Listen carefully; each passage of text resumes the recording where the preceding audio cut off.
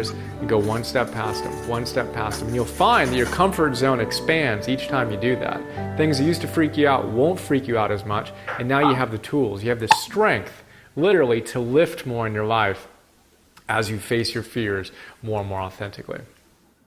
There is some power monsters get by being darkened in the closet. And there is some diminishment by facing them head on.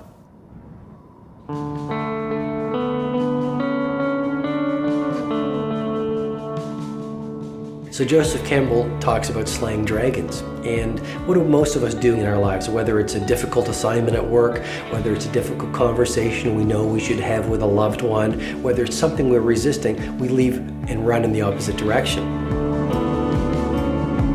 Rather than running away, we should go closer to it, because once we can see our fears, the death of the fear becomes certain. Just do the things that scare you. You know, courage is what comes afterward. It is okay to be scared. That shouldn't stop you. It's a healthy warning, but it shouldn't stop you.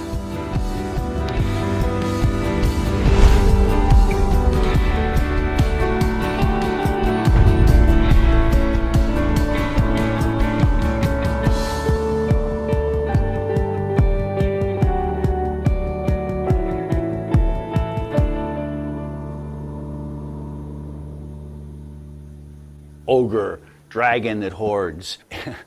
All of these stories talk in those terms for several reasons. On the one hand, we could call it projection in a psychological sense. So we project out and we create an antagonist that we have to slay. But what's actually happening is we're dealing with the energies inside ourselves. What is outside is in fact a reflection of what's inside, that in fact you've sort of chosen your monsters. Of course, in Star Wars, which was pretty much entirely based on Campbell's paradigm, Luke Skywalker has to go into the cave where he does battle with Darth Vader, where finally he cuts off Darth Vader's head. And the head rolls to his feet, and Darth Vader's helmet opens up, and what does he see but his own face? He thinks that there's evil outside of him. When the struggle between good and evil is understood to be going on inside of us, it can be very beneficial. This is part of a personal transformation, overcoming our negative aspects, emphasizing our good ones. But what often happens, of course, we want to feel that we are good, so we don't find the negative within ourselves, we're going to find it somewhere out there. The great obstacle for most of us really is ourself. You know, if we can overcome that basic fear about what we might achieve and we take that risk, I think all kinds of things open up. In Campbell's terms, you know, we can all be heroes.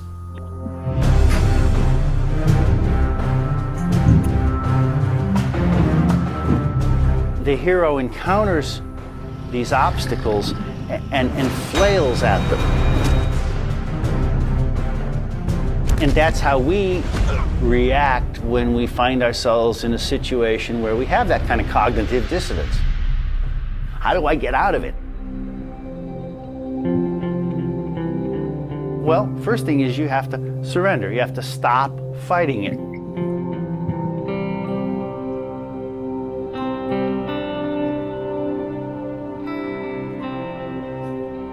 So slaying the dragon is really coming to terms with that inner part of yourself that you think is bigger than you. And in doing that, then you grow a bigger sense of yourself.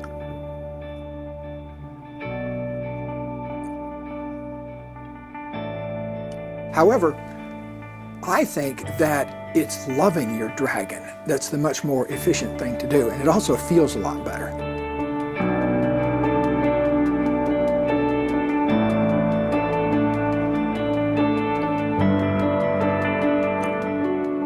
When you do that, then frequently whatever the dragon was hiding, hoarding, they step away and give it to you. They give it to you because what are you fighting? You're fighting yourself.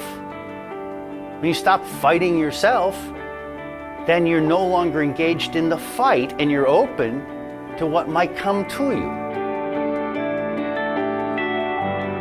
There's always a gift in battling demons and overcoming them, because that's what our soul's journey is about. It's about facing fear and growing beyond it.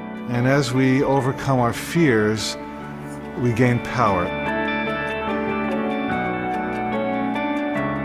If we look at our lives, the best, most rewarding moments have come after a struggle.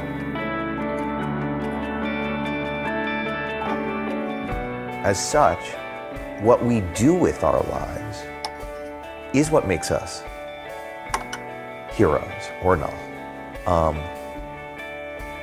And there's grace in knowing that, and there's a gift in believing that. Every minus is half of a plus waiting for a stroke of vertical awareness. In other words, on one level, it's a negative. Yeah, you had your divorce. Yeah, you had that health challenge. Yeah, you got fired. Okay, we're not arguing that it was not troublesome. But what awareness can you add to it so you get a far bigger picture that helps you master it? At a certain point in the hero's journey, it's going to become about you loving and accepting yourself as you are. That's a powerful moment because that lines you up directly with the universe. Now there's no more war going on inside yourself. And as that gap heals between your unlovable self and your ability to love that unlovable self, you gain an awesome power in life.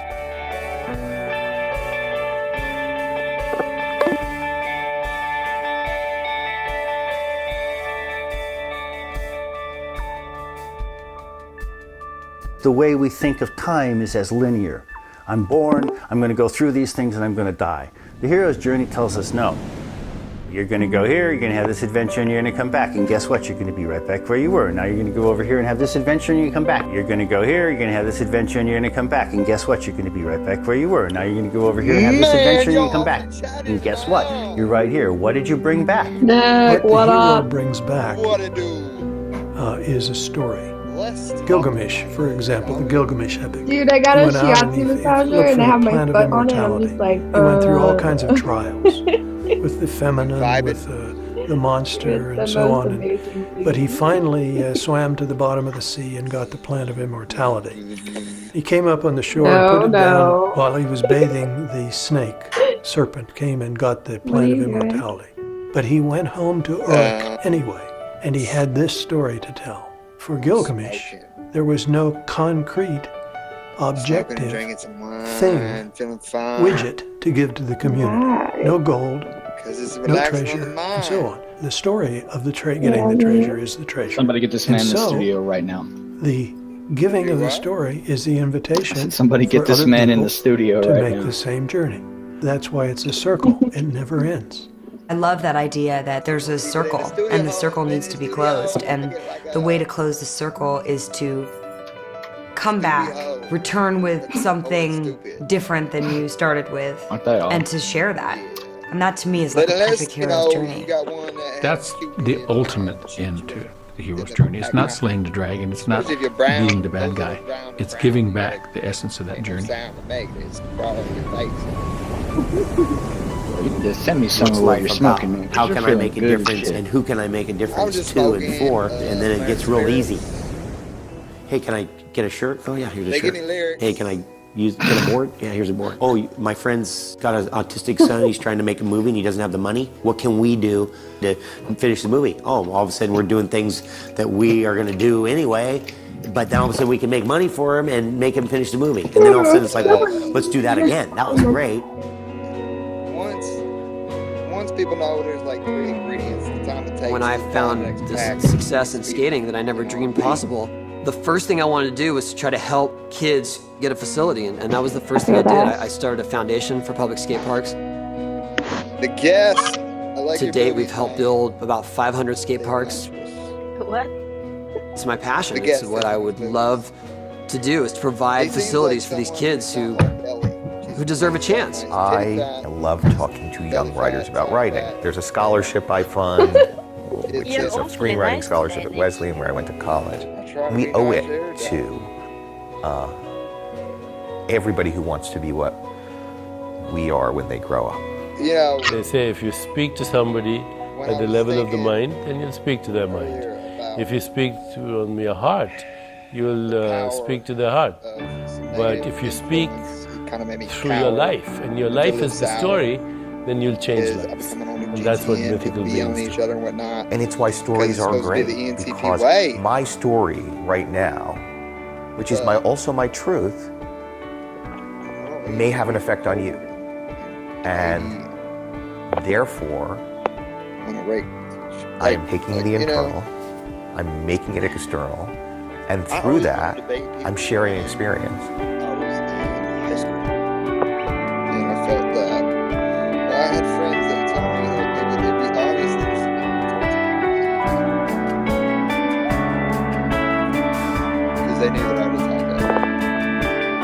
No matter how long you get to live, life is ultimately very short. And before all of us know it, we're going to be dust. And the street sweeper gets buried next to the CEO. And all that really matters at the end of the day is how big we showed up and how courageous we were.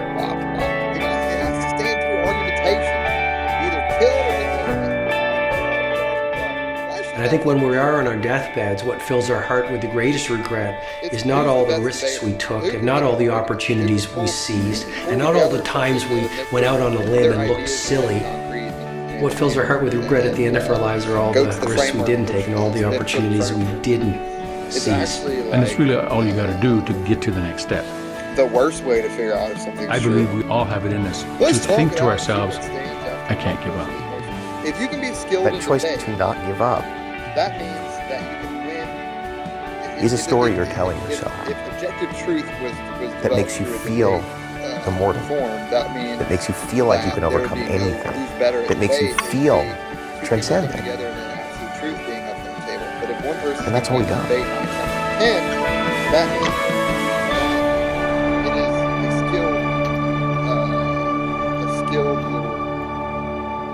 it's a skilled activity. And this skilled activity, you can be better at it than somebody else as a tactic or a way of engagement. Then it's not about truth. It's about who can make it. That's it.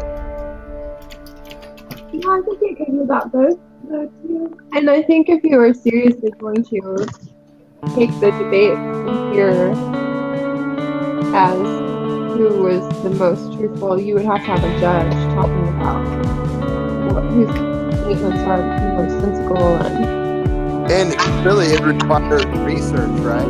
Yeah, I was about to say, if I was in an argument with somebody and like let's say they win because they're a better debater, they win so to speak, like they make better points, whatever. Even then, I mean, I wouldn't just take them at their word. I'd go look it up. So I don't think truth would get lost entirely.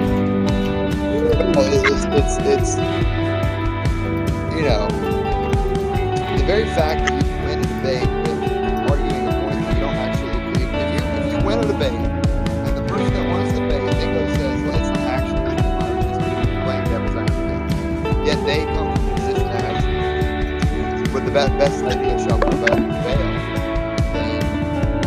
then that's the context in which you have to understand. What do you mean exactly? I mean, there is the idea that first around here that debate is the way to learn, to grow, and to develop knowledge and understanding.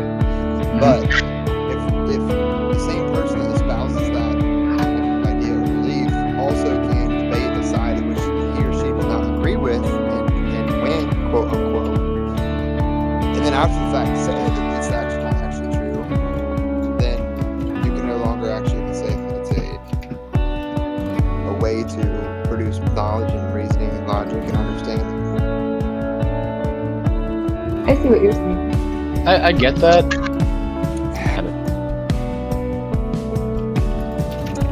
I'm also distracted, so give me a second. I'm not super articulate. Oh, don't worry about it.